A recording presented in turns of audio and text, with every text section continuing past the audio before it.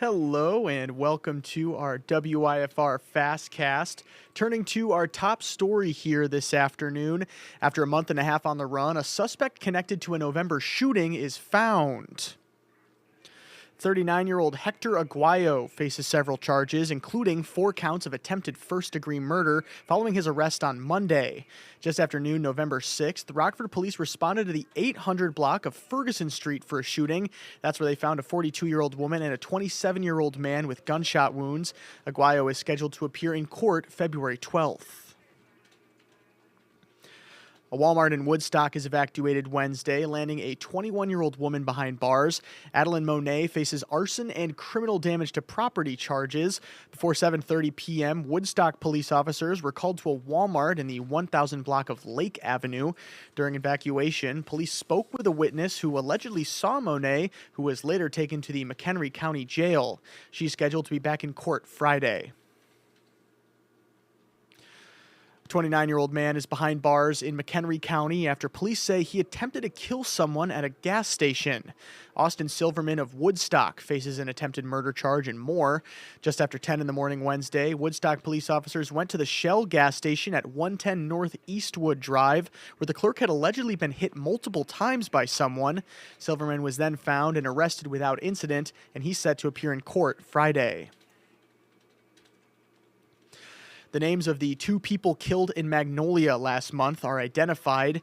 53-year-old Tammy Borgwart and 54-year-old Jeffrey Borgwart, both from Evansville, were found dead at a home in the 2300 block of North Marsh Road. Just before 5 Friday night, December 26th, Rock County Sheriff's deputies responded to a welfare check, finding the 2 dead inside. No other details regarding their death has been released at this time. A Roscoe man faces several charges after police say he damaged a fence and flipped his car while driving under the influence. Around 5:15 Wednesday night, 62-year-old Stephen Bowers allegedly got into a single-car crash at the intersection of East Baseline Road and North Mulford Road in Ogle County. Deputies say Bowers missed a curve, sending his car into a ditch, hitting a tree and then a fence before getting back onto the road. Bowers was then taken to the Rochelle Community Hospital for non-life-threatening injuries, then taken to the Ogle County Jail where he was released with a notice to appear in court. Racial disparities still exist when it comes to pregnancy-related deaths, according to the Illinois Department of Health. A new law going into effect this summer would require anti-bias training for obstetric care providers to counter that imbalance. WIFR's Nathaniel Langley sits down with a state line mom, going over ways the barriers can be broken in the Prairie State and across the country. Giving area teens the chance to discover their voice through the power of music. 9 bands will take the stage at the Hard Rock Casino Friday for Amped Up. For 21 years, the Rock and Roll Institute has empowered young musicians, helping them build confidence and find a passion through a week-long camp. The Institute's winter camp wraps up with the student bands taking the Hard Rock live stage, trusting kids with responsibility and them rising to the occasion. WIFR's Miriam Niesmeyer will be over at that concert, speaking with the bands about what makes the experience special to so many across the state line. And the state line will see a little bit of representation on the sports world's most prestigious stage, the Olympics. Tessa Janicki will make her Olympic debut in Milan this year, representing the United States on a pair of skates with the women's ice hockey team.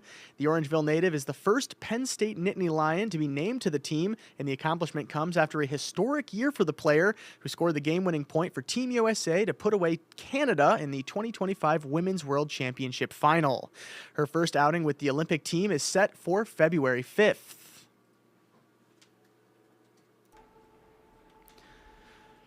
Curling up with a good book can reduce stress, increase creativity, and boost empathy. A recent analysis of U.S. government data found that the percentage of Americans who read for pleasure during an average day has fallen to 16% in 2023 from 28% in 2004.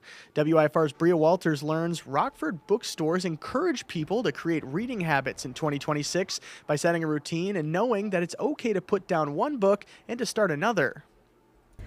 Hello, everybody. This is WIFR reporter Bria Walters. I'm here at Drulow's House of Books. I also spoke to Maze Books today, their owners, about, encouraging reading in 2026. I talked to them about the trends they're seeing and how they're going to give some incentives out to people to get them reading this year. You can watch our afternoon shows to find out more.